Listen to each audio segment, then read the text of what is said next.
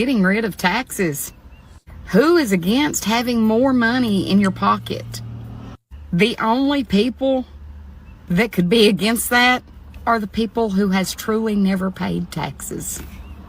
Before you complain... Brilliant. Yeah. Well, let me tell you, okay? Listen, Deborah, I pay more taxes living in the communist nation state of California than you have in your entire life. I pay more taxes in 1 year than you do in your entire life. You've paid in your entire life. Let me tell you something, okay? Let me tell you something. As someone who does that, it is my patriotic duty to do so, even though most of it still goes to Israel.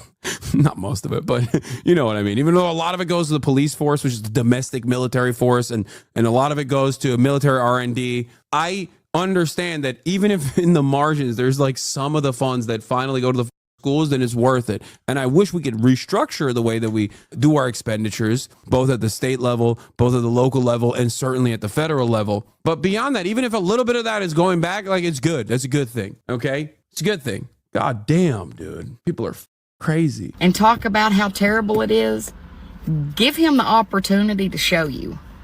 I hope all you guys are having a wonderful day. It's a beautiful day here in the state of Kentucky. You're in Kentucky. You're in a 1997 Ford Explorer. You're never going to be able to get a new car, by the way. It's just not happening for you. And you're like, hell yeah, I love that we're not getting our taxes. Donald Trump's going to take my taxes away. Oh, my God.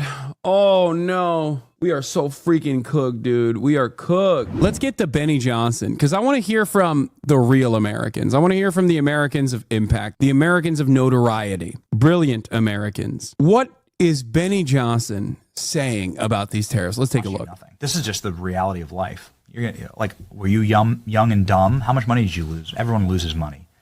Everyone loses money. It costs you nothing. In fact, it builds quite a bit of character. In fact, you ain't no way he's doing the raise the price of rent. That'll just make me grind harder. Has he been crying? What is happening? Bro. Losing your character costs you everything. Losing your country costs you everything. There are things you can't get back. The government can print more money, and it will. Sadly, that's just the reality.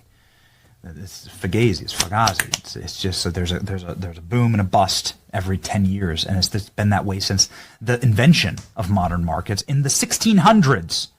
The Dutch crash of 1649. You ever heard of it? It's just the way that it works. It's the way that, like, monetary policy has always worked.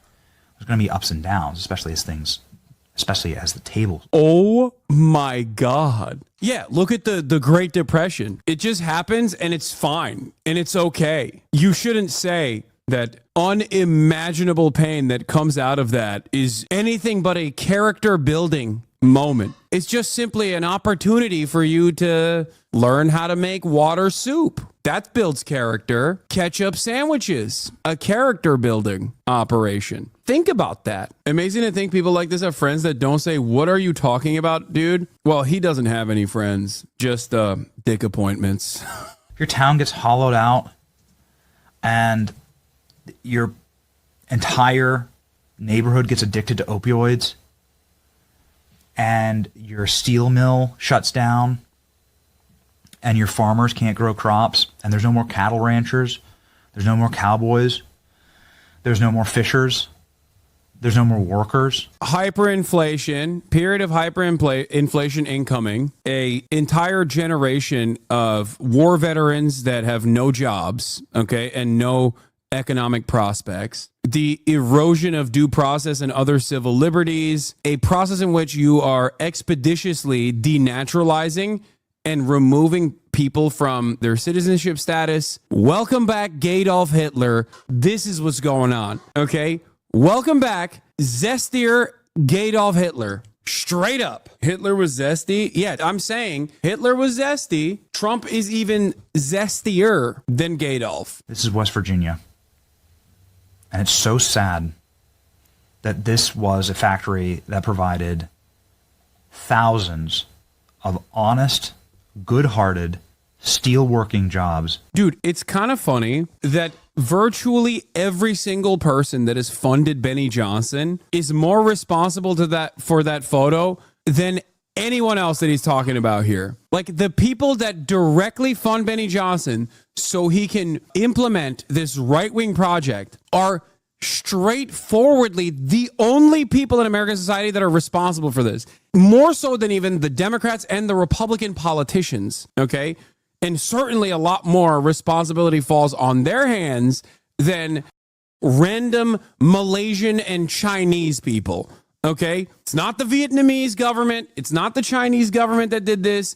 It is the people that he is tasked with defending that did this. His entire purpose on planet Earth is to sit there and make the remaining fans of his, the Benny Johnson heads out there, not recognize that reality by reshifting their attention to trans people or undocumented migrants or woke or whatever the new hot thing is to get mad about. That is literally all he does. That is what all Republicans do. That's what Democrats do as well in a different way. This right here, what you're watching right here in and of itself is also repurposing that same propaganda for our fellow countrymen. And it was ripped. The guts of it got ripped out and shipped by people like Mitch McConnell so that they could make a couple extra points in their portfolio. People like Mitch McConnell, brother, you are serving the same masters. You're a part of the same party. You have the same ideology. You have defended Mitch McConnell your entire career. These guys are insane. To get stock swaps with Pan-Asian countries. And they sold out their countrymen, and I call that traitorism, actually. I think that's the definition of a traitor. You can lose money. You can lose points in your portfolio. It costs you absolutely nothing. You won't miss them when you're dead. Nobody ever had their net worth carved onto their tombstone. Rip Benny Johnson out of this equation and put like Jason Unruhe in his stead, and the argument doesn't even need to change. It's who he is that makes this ridiculous. Because what he's saying is not ridiculous. What he's not saying, on the other hand, what he's omitting is the part that is disingenuous, okay? Because, yes, Mitch McConnell is responsible for this. Yes, the Democrats are responsible for this. But they did this at the behest of capital. That is the major problem here.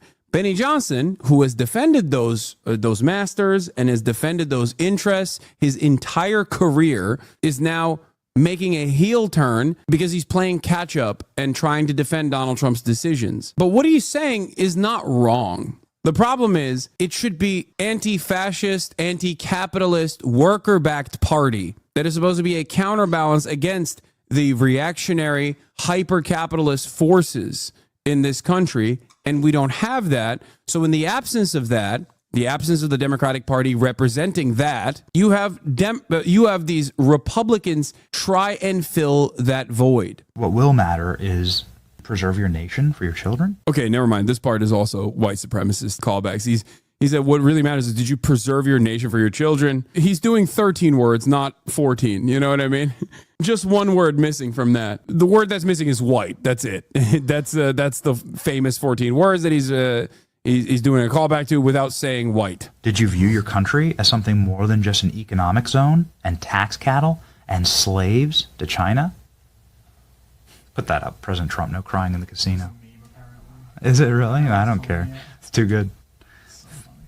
The final point I'll make on this is, who's the slave and who's the master? He's like, we must remember the dialectic. The bourgeois capital-owning class has designed our political economy to suit their purpose. This inherent contradiction will inevitably get to a point where it's unmanageable. I'm Benny Johnson, and I approve. Your pharmaceutical and automobile and phone, all the wires in your home, every electronic in your home, if everything that you use in your life is wholly and totally built by a foreign power that hates you, then you're the slave. You've always thought of America as the master of the world or as like an empire, but it's not. Not if we are totally dependent and on our knees before these third world goblin dictatorships. So it's time for a total reset. It's time for them to know who's boss. These guys went from the Great Reset is happening by the World Economic Forum to the Great Reset is happening and it's good. And it's time for us to be the master once again.